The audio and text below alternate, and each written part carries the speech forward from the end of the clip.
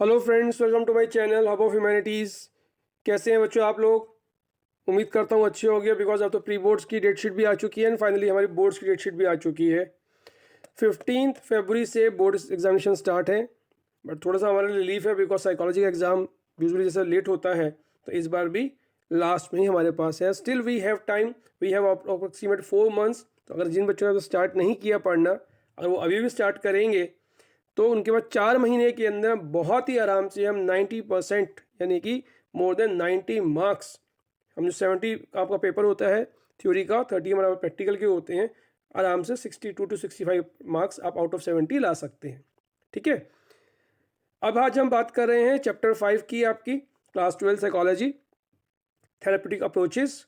इससे पहले हमने बात की थी प्रॉब्लम्स की, चैप्टर 4 की। और ये जो चैप्टर है बच्चों हमारा साइकोलॉजिकल डिसऑर्डर्स के, हमारे वीडियोस बनाए थे हमने, जिन बच्चों ने वो नहीं देखा अभी तक वो हमारे मेरे चैनल पे देख सकते हैं।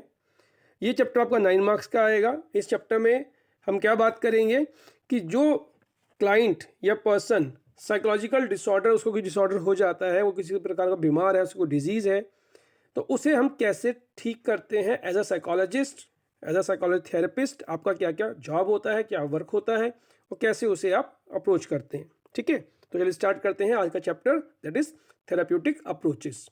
सबसे पहले आता है कि इस चैप्टर में हम करेंगे क्या। इस चैप्टर के हम 3 पार्ट्स में डिवाइड करेंगे। पहला हमारा आता है nature and process of psychotherapy, क्या थेरेपीज होती हैं, उसका नेचर क्या है, उसकी कैरेक्टरिस्टिक्स क्या है। सेकेंड हमारा आता है types of therapies. We have different type of therapies according to person and need of the person. अलग अलग टाइप से आपको थेरेपीज यूज़ करनी होती हैं, देख के कि आपका जो क्लाइंट है उस क्लाइंट को किस चीज़ की रिक्वायरमेंट है। ठीक है, और लास्ट हमारा आता है रिहेबिलिटेशन ऑफ मेंटली इल, कि जो लोग का डिसऑर्डर एक लेवल से ज़्यादा है, जिन लोगों को रिहेबिलिटेट की नीड है, उन लोगों को हम जो है अलग अलग सेंटर्स के अंदर according to their requirement and need उनको हम उन सेंटर्स में रेफर करते हैं। ठीक है, तो सबसे पहले आपका आता है थेरेपेटिक अप्रोचेस के अंदर व्हाट इज थेरेपेटिक अप्रोचेस। चलिए आगे चलते हैं। Nature and process of psychotherapy. Psychotherapy होता क्या है? Psychotherapy is a voluntary relationship between the one seeking treatment and the one treats or the therapist. It means psychotherapy दो लोगों के बीच का बॉन्डिंग, दो लोगों के बीच का रिलेशनशिप होता है, और ये जो रिलेशनशिप होता है वॉलेंट्री होता है, बाय फोर्स नहीं होता। जब तक क्लाइंट आपका एग्री नहीं करेगा तब तक आप उसे थेरेपी नहीं दे सकते हैं। ये कोई फोर्सफुली नहीं है कि आपको दवाई उसको खिलानी ही पड़ेगी। इसके लिए कंसेंट ऑफ क्लाइंट भी होना बहुत ज़रूरी है। ठीक है, तो दो लोगों के बीच का रिलेशनशिप है जिसमें एक ट्रीटमेंट चाहता है और एक उसको ट्रीट करना चाहता है, यानी कि एक मान सकते हैं एक डॉक्टर या एक पेशेंट। अब इन साइकोथेरेपी से हमारे पास गोल क्या होते हैं? फर्स्ट इसमें हमारा आता है गोल्स ऑफ साइकोथेरेपी। हम उसमें क्या क्या क्लाइंट के साथ डील करेंगे, उसको क्लाइंट को हम कैसे रिलीज करा पाएंगे। Reinforcing client resolve for betterment. सबसे पहले जो जॉब होता है थेरेपिस्ट का वो ये होता है कि जो आपका क्लाइंट है उसको बेटरमेंट, उसका जो एग्जिस्टिंग लेवल ऑफ लाइफ है उससे उसको बेटर मूवमेंट की तरफ लेके जाना है, कि उसकी जो स्ट्रेस लेवल है उसको रिड्यूस करना है, उसकी जो प्रॉब्लम्स हैं, उसका जो डिल्यूजन है उसे आपको क्लियर करना है। नेक्स्ट फिर हमारा आता है लेसनिंग इमोशनल प्रेशर। नॉर्मली जो लोग सफरिंग होते हैं साइकोलॉजी डिसऑर्डर से, उनके ऊपर प्रेशर, इमोशनल प्रेशर बहुत ज़्यादा होता है। ठीक है, तो उस प्रेशर को एज अ थेरेपिस्ट आपको रिलीज करना है, कम करना है।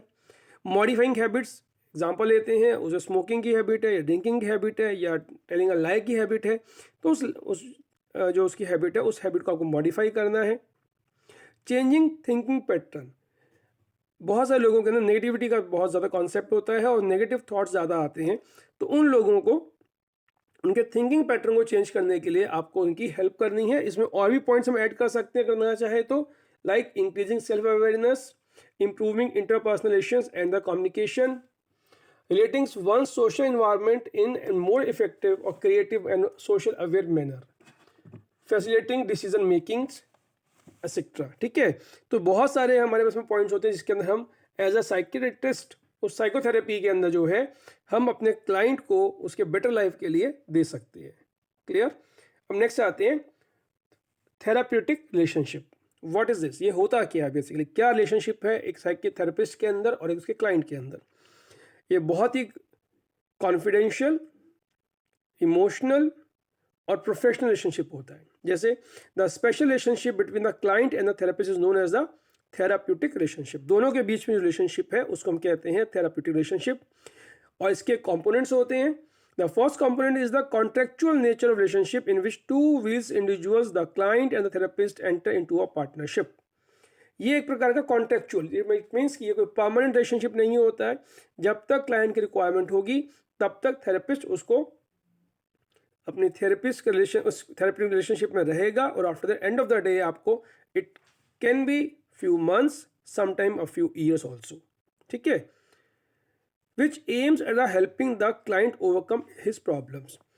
पर्पस क्या है? पर्पस ये है कि उस क्लाइंट का, उस पर्सन का, उस पेशेंट को जो उसकी प्रॉब्लम्स हैं, जो उसकी साइकोलॉजिकल प्रॉब्लम्स हैं, उन प्रॉब्लम्स को ओवरकम करके आपको उसको एक बेटर लाइफ प्रोड्यूस करनी है। That's the aim of the therapist.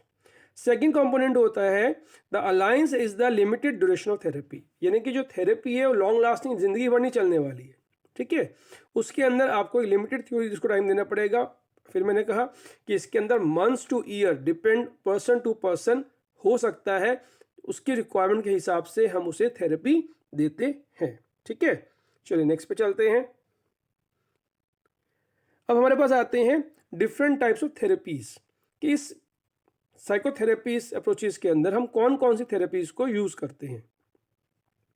All psychotherapies AIIMS at the removing human distress and frosting effective behaviour.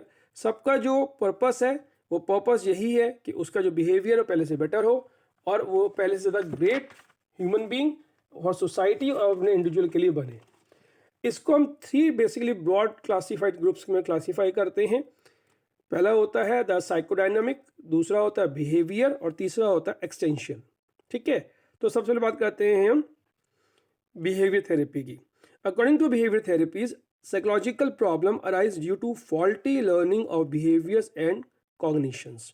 यानी कि ये थ्योरी इस बात को सपोर्ट करती है कि किसी भी पर्सन की लाइफ के अंदर उसके जो पास्ट एक्सपीरियंसेस रहे थे वो कहीं ना कहीं फॉल्टी थे। वो फॉल्टी पेरेंटिंग हो सकता है, फॉल्टी चाइल्डहुड हो सकता है उसको, यानी कि जिस कॉन्सेप्ट से उसे वो चीज़ मिलनी चाहिए थी, एग्जांपल है उसको 100% वो चीज़ मिलनी चाहिए थी तो वो 100% नहीं मिल के उसको 40, 50, 60% 2% वेरी करता है, वो उसे चीज़ वहाँ पे मिली थी, ठीक है। तो ये होती है हमारी बिहेवियर थेरेपी, जो कि बिहेवियर के फॉल्ट में पास्ट बिहेवियर एग्जैक्ट नहीं था, अप्रोप्रिएट नहीं था ड्यू टू एनी रीजंस, वो पर्सन के बीच में आती है, उसको हम कहते हैं behaviour therapy. Second is our psychodynamic therapy. ये क्या होता है? In this therapy unfulfilled desires of childhood and unresolved childhood fears lead to intrapsychic conflicts. इसमें दो टर्म्स हमारे इंपॉर्टेंट है, एक है अनफुलफिल्ड डिजायर, ठीक है, और दूसरा हमारे पास है fear leads to intrapsychic conflicts. Clear? तो ये जो दो टर्म्स है हमारे एक बताते हैं कि वो डिजायर्स, वो उस पर्सन की नीड्स, ज़रूरत, इच्छा जो वो पूरी करना चाहता था लेकिन एट एनी कॉस्ट वो नहीं कर पाया, उसके रीज़न से, और एक डर। वो डर क्या था?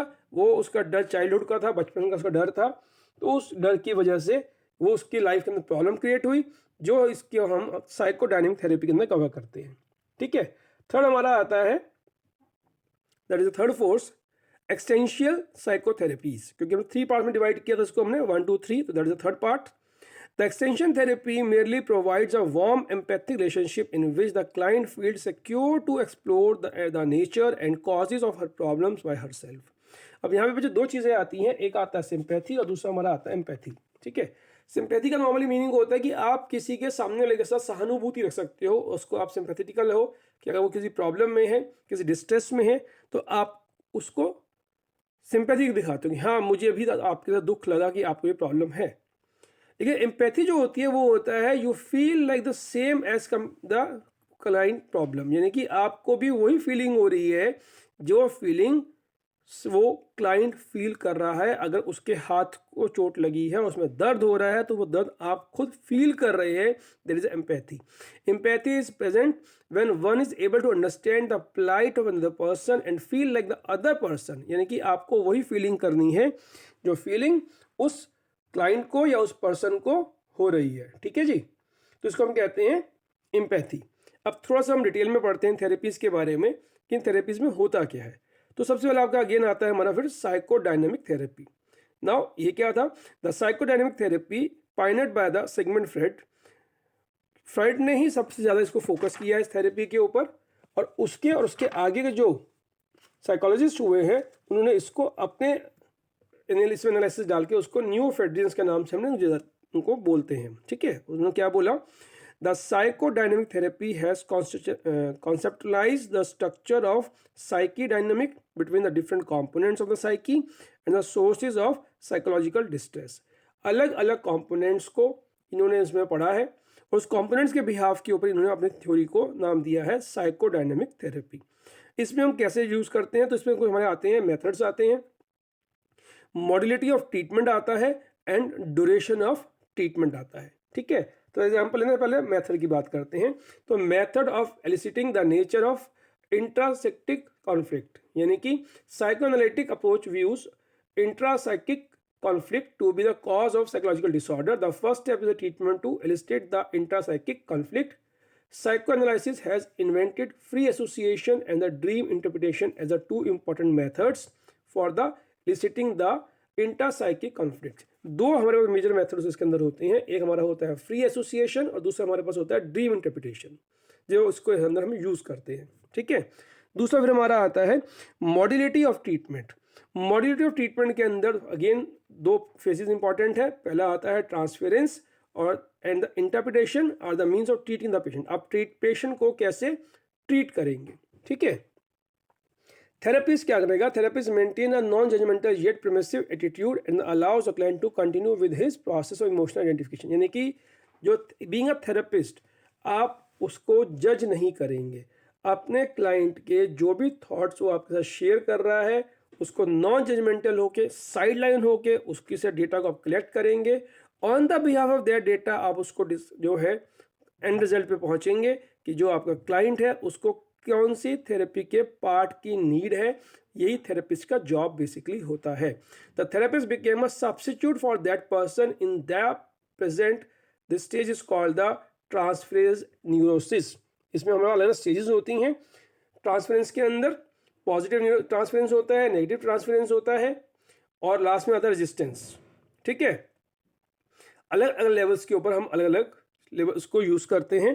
और लास्ट है फिर हमारा ड्यूरेशन ऑफ थेरेपी या ड्यूरेशन ऑफ ट्रीटमेंट। ड्यूरेशन कितना हो सकता है हमारा? Psychoanalysis last for several years with 1 hour session for 4 to 5 days per week. यानी कि एक सप्ताह एक वीक के अंदर within 1 week 4 to 5 days for 1 hour a day 4 to 5 hours in a week। It can be long lasting several years as per the requirement of the client. It is an intense treatment. There are 3 stages in the treatment. Stage 1 is the initial stage. Stage 2 is the middle stage, and the third phase is the termination of phase wherein the relationship with the analyst is dissolved and the client prepares to leave the therapy. तो ये psychodynamic therapy एक बड़ा question इसमें usually बनता है। 4 marks का question है क्योंकि इसके अंदर बहुत सारे स्टेप्स हमारे पास हैं। तो इस क्वेश्चन को आप थोड़ा ध्यान से पढ़िएगा क्योंकि इसके अंदर हमारे पास ड्यूरेशन भी है, मेथड्स भी हैं और मॉड्यूलिटी। क्योंकि पहले फर्स्ट मेथड, दूसरा मॉड्यूलिटी और तीसरा आपके पास है ड्यूरेशन। तो ये आपका 4 मार्क क्वेश्चन इजीली आराम से बोर्ड एग्जामिनेशन के अंदर हमारा बनता है। ठीक है, अब नेक्स्ट पे चलते हैं। नेक्स्ट बच्चे हमारी होती है बिहेवियर थेरेपी। ठीक है, second part of the therapeutic approaches के अंदर। It is focused on the behavior and thoughts of the client in the present. The past is relevant only to the extent of understanding the origins of the faulty behavior and thought. अब past को हम वापस तो नहीं ला सकते हैं। ठीक है, एज ए थेरेपिस्ट आप पास्ट को कोई भी वापस नहीं ला सकते। जो टाइम गुजर चुका जा चुका है उसको आप वापस नहीं ला सकते हैं। बट क्योंकि पास्ट के बिहाफ के ऊपर हम प्रेजेंट को बेटर कर सकते हैं इसलिए इसको हम बिहेवियर थेरेपी कहते हैं। ठीक है, जो भी फॉल्टी बिहेवियर पास्ट में रहा था उसको हम प्रेजेंट में ला के उसको हम बेटर करके फ्यूचर जो उसका है उसको हम वुड भी बेटर कर सकते हैं। Behaviour therapy consist of a large set of specific techniques and intervention it is not a unified theory. इसमें अलग अलग मेथड्स होते हैं, क्लिनिकल एप्लीकेशंस होती है लर्निंग थ्योरी के लिए, प्रिंसिपल्स हैं। ठीक है, consist of a large set होता है किसके? टेक्निक्स की। अलग अलग टेक्निक्स को आप यूज कर सकते हैं। The foundation of behaviour therapy is on formulating dysfunctional और फॉल्टी बिहेवियर। पर्पस क्या है? आपका पर्पस है उस पर्टिकुलर पॉइंट को पकड़ना जहां से आपका जो क्लाइंट था, जो पर्सन है, जो पेशेंट है, उसको प्रॉब्लम आनी स्टार्ट हुई थी। अगेन इसमें भी मेथड्स हैं हमारे ट्रीटमेंट के, ठीक है। तो फर्स्ट क्या होता है? It is behaviour analysis is conducted to find malfunctioning behaviours, the antecedents of faulty learning and the factor that maintain or continue faulty learning। तो सबसे पहले आपका आता है माल फंक्शनिंग बिहेवियर। आपके क्लाइंट, उस पर्सन के अंदर कहाँ से प्रॉब्लम स्टार्ट हुई थी, उस प्रॉब्लम के बारे में बात कर रहे हैं। तो उसको हम बोलते हैं मेथड्स ऑफ बिहेवियर थेरेपी। इसमें हम क्या करेंगे? पहला आपको पढ़ना है माल फंक्शनिंग बिहेवियर के बारे में, ठीक है। Are those behavior which causes distress to the client? Antecedents factors are those causes which predispose the person to indulge in that behavior। कौन से रीजंस की वजह से वो उस बिहेवियर को अडॉप्ट करता है, तो इसलिए वो उसको हम बोलते हैं बिहेवियर थेरेपी के मेथड्स। बच्चों इस वाले में वीडियो के अंदर हम दो थेरेपीज के बारे में बात करेंगे। कॉग्निटिव थेरेपी मैंने आपको एडवांस बता दिया है, इसमें आप स्लाइड देख रहे हैं इसके अंदर, क्योंकि जो बाकी रेस्ट ऑफ चैप्टर है हमारा वो नेक्स्ट वीडियो में कवर करेंगे। अदरवाइज आपकी वीडियो बहुत लंबी हो जाएगी और थोड़ा आपको बोर्डम फील होगा, ठीक है। कॉग्निटिव थेरेपी और जो रेस्ट ऑफ थेरेपीज हमारी हैं, और इसकी हम सेकंड पार्ट जो है वो नेक्स्ट वीडियो में बनाएंगे। उम्मीद करता हूँ आपको आज का वीडियो अच्छा लगा होगा। दोनों टाइप्स आप जो हमने थेरेपीज की बात की है एंड द थेरेपेटिक नेचर और रिलेशनशिप बिटवीन द क्लाइंट के बारे में बात की। इसमें कोई आपको डाउट लगता है तो आप मुझे मैसेज कर सकते हैं। ये चैप्टर आपके बोर्ड पॉइंट ऑफ व्यू से 9 मार्क्स का है। उसी हिसाब से इसमें जो क्वेश्चन हमारे पैटर्न है MCQs 1 marker, then 2 marker small question, 3, 4 markers and 6 markers. तो 4 और 6 के हिसाब से चैप्टर आप पढ़िएगा इसे। इस पर जो लॉन्ग क्वेश्चन है वो कवर हो सकते हैं। Thank you for watching my channel, that is Hub of Humanities।